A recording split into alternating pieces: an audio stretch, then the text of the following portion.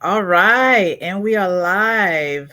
I have such a wonderful treat for everyone today. Welcome, welcome to Health Conversations with Dr. Okoba. I am Dr. Okoba. For those who don't know me, I am the CEO and founder of Louisiana Center for Eyes, where I help individuals meet their best vision so that they can live and do the things that they love to do and the things that they know they need to do. So today, I am so honored to have my friend and colleague with us, Dr. Karen Kaufman. And we're going to have a wonderful conversation today about eye allergies. So, one of the questions I get patients coming to me is, Doc, I have horrible allergies.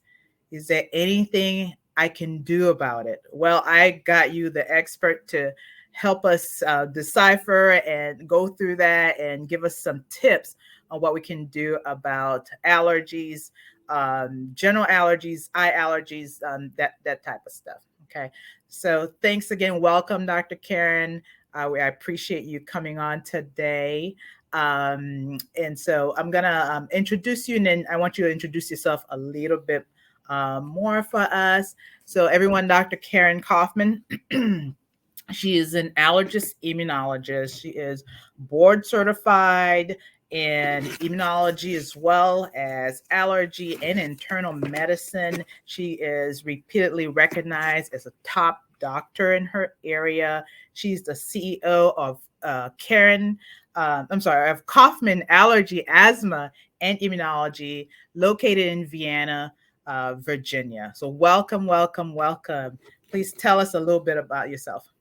Well, thank you so much for having me with you today. This is a real treat. I love talking about allergies all the time, but especially now we're in the middle of spring, and here in Virginia, just like in Louisiana, the pollen is crazy at this time of year. So there's a lot to do and a lot of people to help. Yes. But my name is Karen Kaufman, and I have been practicing allergy and clinical immunology for the last 11 years, but I've been practicing internal medicine prior to that, and have really found my niche here in Virginia, where I help children and adults with allergies and recurrent infections to live better and to achieve the quality of life that they deserve. So, anyways, yeah, I'm so happy to be here and excited to share with you about something that I'm very passionate about. Yeah, the allergy season has really been a strong one for us this spring slash winter. For us in Louisiana, for many people, it's actually a year round situation. And then you have some people that's mostly seasonal, or they have that high peak season where this past 2 months, I would say March, April, really been seeing a lot of people coming in with the eye symptoms. It's something that they struggle with, and to the point where it's sending them to the eye doctor. So let's just start with just kind of educate our people just a little bit about what is allergies, period, and who gets it, who's more prone to it. So allergy is basically a problem where our immune systems become very hyper responsive to various things that our bodies are exposed to. And in this case, we're really talking mostly about environmental allergens. So these are things that we encounter both indoors and outdoors, things like different types of pollen and mold spores, dust mites, and dander from various animals, insects, things like that. But you also can develop allergy or a hyper responsiveness to things like food, Mhm. stinging insects as well. So lots of different types of immediate hypersensitivity triggers when it comes to different allergens.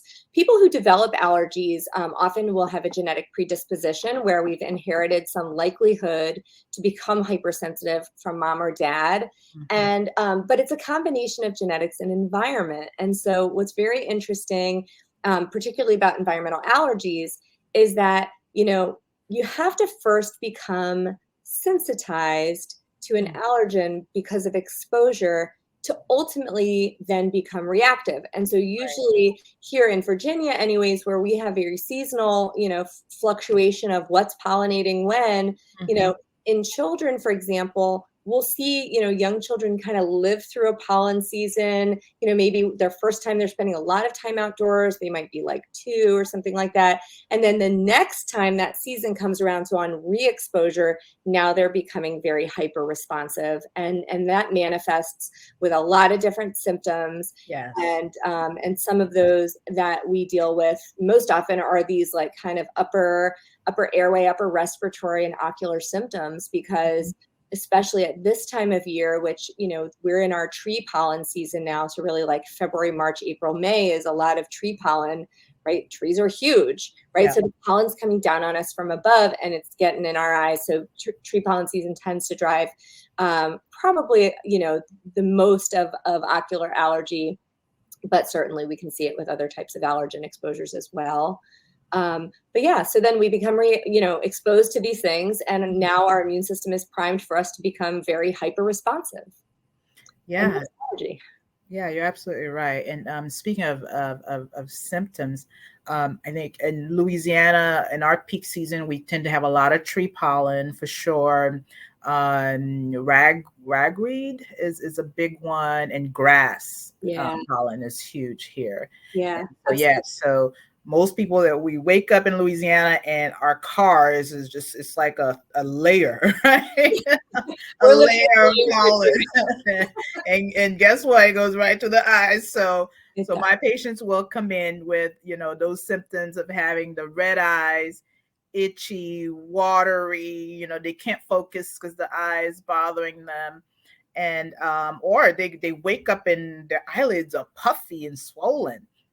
And so those are some of the allergy symptoms that I tend to see with when the allergies are really bothering people.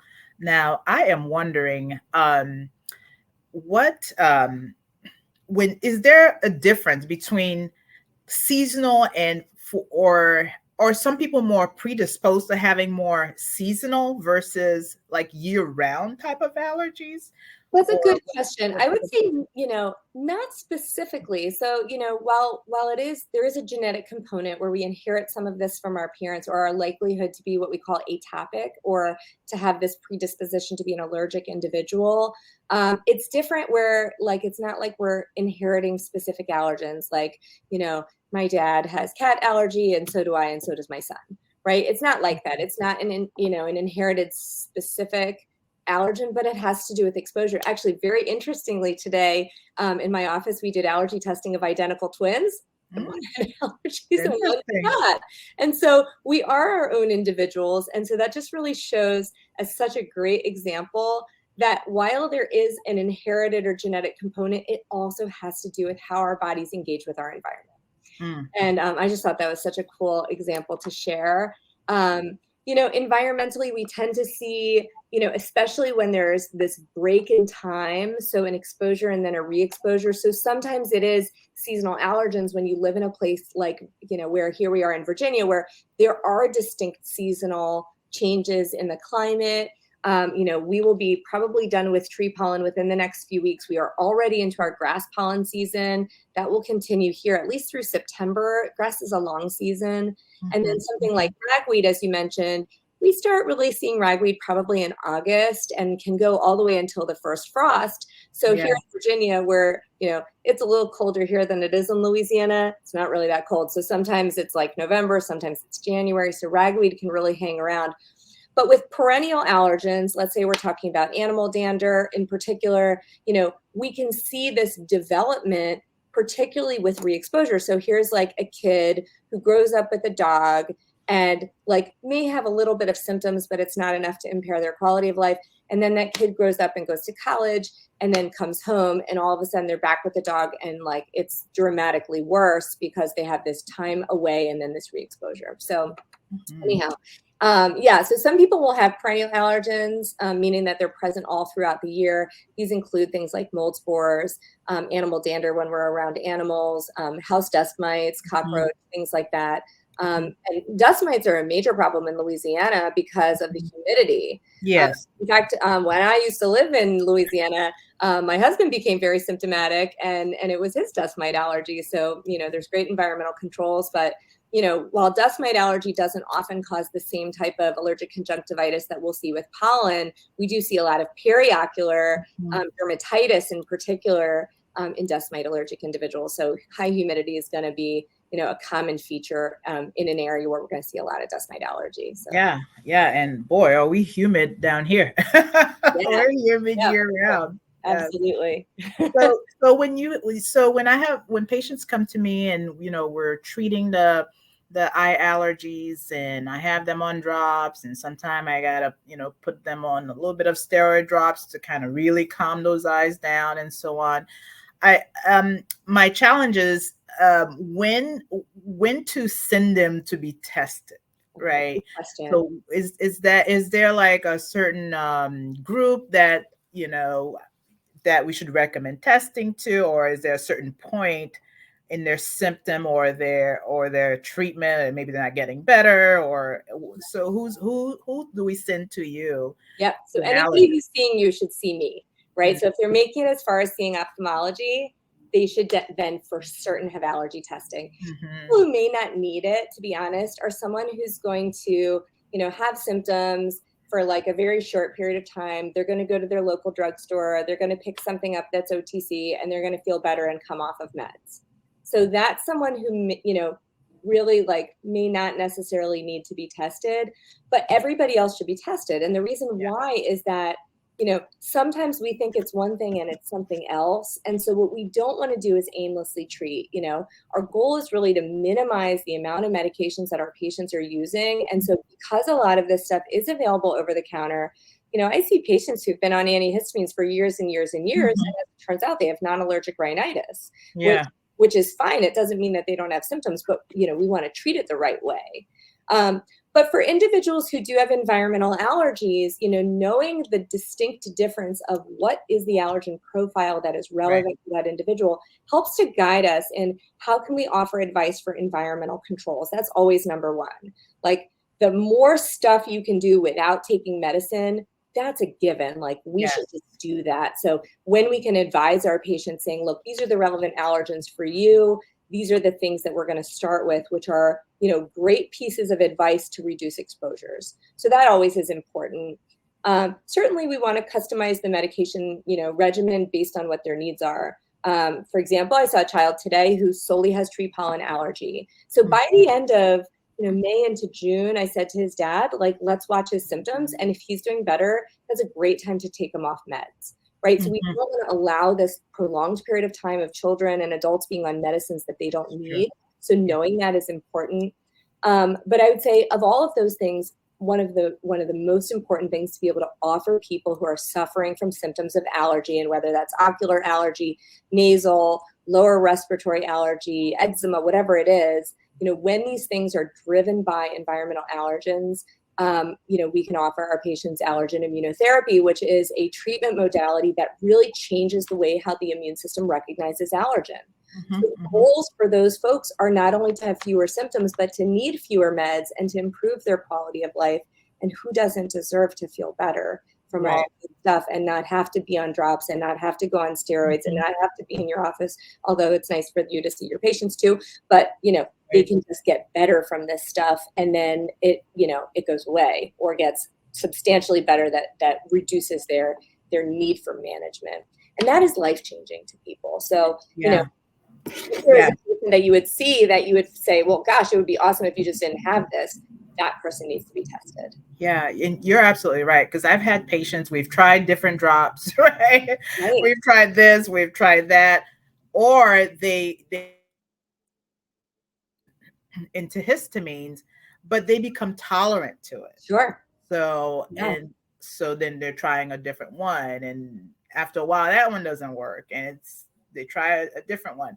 So I've had a patient that came to me and said, Doc, I'm taking allergy shots. Yep. Right? It's the allergy shots that finally gave me some relief, and it's really helping me. And so Yeah. so I'm It's just life so changing. glad. Absolutely. Yeah, yeah, and yeah, so they can actually go outside, right? Oh, it turns their entire life around. Enjoy the I mean, environment. yeah. It can actually be very debilitating. I That's didn't realize that until I really start seeing a lot of patients with allergies. Like, it could be it could really impact lives in a really significant way. Absolutely. Yeah, the relationships that we as allergists develop with our patients are so awesome because we see these patients over and over again as they get better and better and better. And then the best part is when they really don't need us any longer, which is just such a gift to be able to give people. And, with my background in internal medicine, a lot of things that internists do are are things that are temporizing chronic illness and chronic disease, right? We're treating things like, other things you manage, hypertension, diabetes, right? Which are so important. But a lot of times what we're doing is treating a problem that somebody's going to continue having. And in this case, we are fixing things that don't have to affect people any longer in their lifetime. And so it's just such a great thing to be able to offer to people. So yeah, test everyone. Yeah. Well, that's really awesome to know. Now, do you have any advice about how to maybe perhaps avoid some triggers, Yeah. For people with Yeah, allergies? so pollen, so tree pollen, like I said, is probably one of the most common triggers for ocular allergy, again, because that pollen's coming down on us from above. It's getting in our faces, it's in our lashes, in our eyebrows, and all that stuff, in addition to like getting in our nose and on our skin Right. and in our respiratory tract. So, we don't want people to feel like they can't go outside. Like everybody should live a normal life. They should be, active. They should enjoy their families and their things that they do outside. So we want them to do all of that stuff. So that is, the recommendation is never don't go outside, right? That's just silly. Right, exactly. But the environmental controls for pollen really start when you come inside. Okay, so patients with pollen allergy should certainly take their shoes off at the door, right? We don't want to be tracking pollen throughout a household. They should make their next stop the sink, where they're going to wash their hands, they're going to wash their face, including their eyelashes and eyebrows, and get all that pollen out. Because what you don't want them to do is come in and start doing this, and then they all blow up with, redness and swelling and tearing and, the development of conjunctivitis and all of that stuff. So we want to get that off. Sometimes we'll have patients even wash their nose out with saline and just get that particulate matter out of there. And then, when they're done being outside, they need to, take a shower, get the pollen out of their hair, change their clothes, etc. And then also take a look at the air filters that are used, both at home in the HVAC, and then also the air filters in the car. We want to make sure that they're in good shape and they're doing a good job to keep the outdoor stuff out. So, while going outside is totally fine, like it's probably not the season that you want to, put all the windows open and hang your clothes out on the line. Like, let's keep that stuff inside and have the inside be the safe space. And then for pets, like pets who go outside, like let's say, we have a dog in our family. So, when the dog goes outside, the dog is now a carrier of all the pollen. Yes. If he doesn't have pet allergy, the dog is going to bring that pollen inside. So frequent bathing, and it doesn't have to be like a big soapy bath or whatever, but like literally just like hosing the dog off and wiping the dog down, getting the pollen off of your pets. Stuff like that is also important. So, those are some real simple things that someone with pollen allergy can do. For things like house dust mites, we talked a little bit about their prevalence in New Orleans and periocular eczema and periocular disease. Dust mites, interestingly, like people think it's dust. In fact, one time somebody said, well, like, what about dust bunnies? And I'm like, no, those aren't actually bunnies. It's just dust. But dust mites are actually bugs. And so they're mites. And they eat dead skin cells, which have already shed off of us and off of animals, off of our pets. They don't discriminate.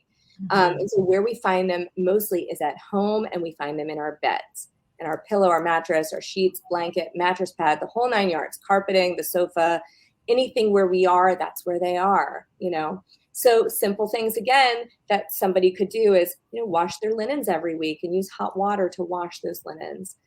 Use encasement covers, which are, zipper enclosure covers that we put around our pillow and mattress. And that serves as a physical barrier between our bodies and the mites that are within, right? Because otherwise, right, you're laying on your pillow all night. Not only are you breathing that stuff in and out through your nose and mouth, but you're laying in physical contact with it. And that's why we tend to see this, dermatitis that develops on the skin of the face, especially, and so, differentiating like a barrier in between yourself and the mites makes a difference. Yeah. Of course, keeping the humidity low, which is a challenge in Louisiana. So, if you're in Louisiana, maybe think about a dehumidifier to put in your, in your household if you need to.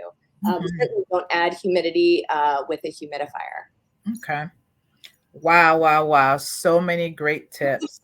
That was really, really good. I did have another question about using OTC, Yeah. antihistamines. A lot of people will just try the over-the-counter things first before they come see me or before they go see their primary care doctor or even the allergist. Is there any guidance with that from your perspective? Yeah, I mean, I think in the realm of ocular allergy and over-the-counter products, we have a lot better options now than we did several years ago. Yeah. In the realm of ocular antihistamine drops, olopatadine, which used to only be by prescription for many Mhm. years, Yeah. now has a few different options that are OTC, Right. twice daily, a once daily, and an extra strength, which is they are fantastic. And then ketotifen, which has been around since the beginning of time, Mhm. Yes. is available as a couple of brands, and also a couple of drugstores have that in their generic product line as well. Those are probably the two medications I most commonly recommend for ocular allergy. And some of the other stuff I kind of just say like, that's probably not. I wouldn't use that. Like it's. Right, right. But when it comes to antihistamines, and also now nasal corticosteroids are also over the counter, and newly Mhm. nasal antihistamines are over the counter too. So like, I kind of think of all that stuff as, in my mind, I call it the starter pack, because everybody's on it by the time they get to see me, right? Yeah, So that's true. the question is, right? So like, people ask me like, which one should you take, right? Dr. Mhm. Kaufman, what's the best antihistamine? It's probably the most common question. And the right answer is whichever one works best for you, right? Right. Metabolizes them a little bit differently, and some people love one and some people love another, and just like you said, sometimes people will switch it around. But generally speaking, the second generation H1 antihistamines generally are going to be preferred to something like diphenhydramine, which is a first generation product. Mhm. That's going to be shorter acting but Yeah. more side effect provocative.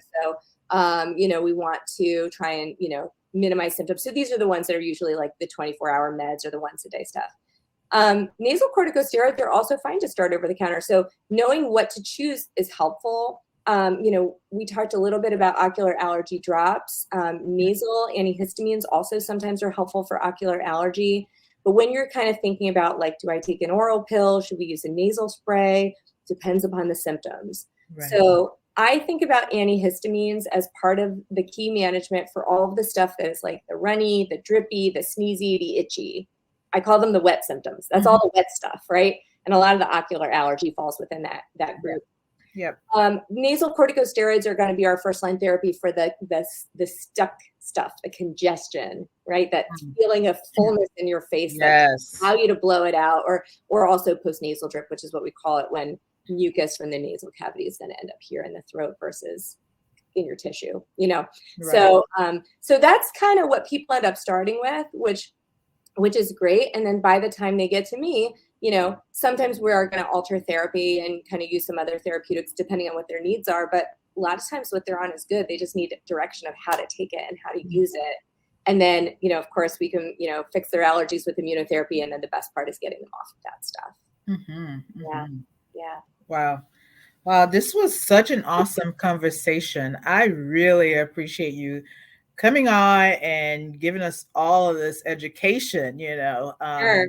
Yeah. Yeah, so I just to add real quick, I know, as an ophthalmologist, I think, this is probably, in your wheelhouse, but maybe some of your patients or individuals who would come to see you in your clinic in Baton Rouge may not know this, but, we talk a lot about, allergic conjunctivitis. So again, the itchy, the drippy, the Mhm. red eyes, the swollen, puffy stuff, that's all the common things. But for people who have ocular allergy and have a lot of eye pain, or have visual changes, they absolutely need to go to your clinic. They need to see an ophthalmologist, because there are some other more advanced types of allergic eye disease that we even see in children's and adolescents, and then also in middle-aged and older adults, that do need to be evaluated by you and to have a good eye exam, because Yep. some of those problems can actually significantly affect vision, and so they are right up your alley. So ocular pain, visual changes, where like light is very painful for some Yeah. folks Very too. sensitive. Yep. Uh, those folks need to see you. Yeah, those Yeah. folks need to see Yeah. A you. lot of times when they come in, we have to differentiate, what else can it be? And so sometimes some people may sit on it. They're thinking, oh, just my allergies acting up, but it could be something completely different. So it's very important that you don't sit on these type of things and get yourself seen. Right. Yeah. Absolutely. Yeah. So Love it. yeah, wow, this was so good. I really enjoyed. I'm sure our audience is really gonna find some wonderful gems and learn from this. And so hopefully that'll help them in their journey in getting healthier eyes, healthier, everything, get their allergies under control, see the allergist, the immunologist if they need to get tested if they have not. And so thank you again. Now, if someone wants to find out where you are, and do you do telemedicine across the U.S. So or I will I will until whatever tomorrow to tomorrow whatever to right? for today the pandemic ends today. Yeah. So anyhow, yeah, so right now we're in this flux of telemedicine change with the end of the pandemic. So Yes. I think that's all up in the air as far as what the future is going to hold, and telemedicine really is going to right now cycle back to the state level. So things are changing, but if anyone Mhm. wants to come and see me here in Virginia, we are in the Washington, D.C. suburb of Vienna, and it's a beautiful town. It's a wonderful place to visit. So come see us. And you can find me on my practice website, which is kaufmanallergy.com, or on Instagram at dr.kaufmanallergy, or on Facebook at Kaufman Allergy. Awesome, awesome. Well, we'll have all of that information also added to the notes here. And so, once again, I want to say thank you so much for taking your time to come and have this conversation with us. And hopefully, I got a lot out of it, and I'm sure our audience will also gotten a lot out of it too. Well, Thanks thanks for having again. me. So fun. Appreciate you coming on. Of course, anytime. Yes, yes. Bye. I'll see you next Bye. time. Sounds great. Okay. Bye.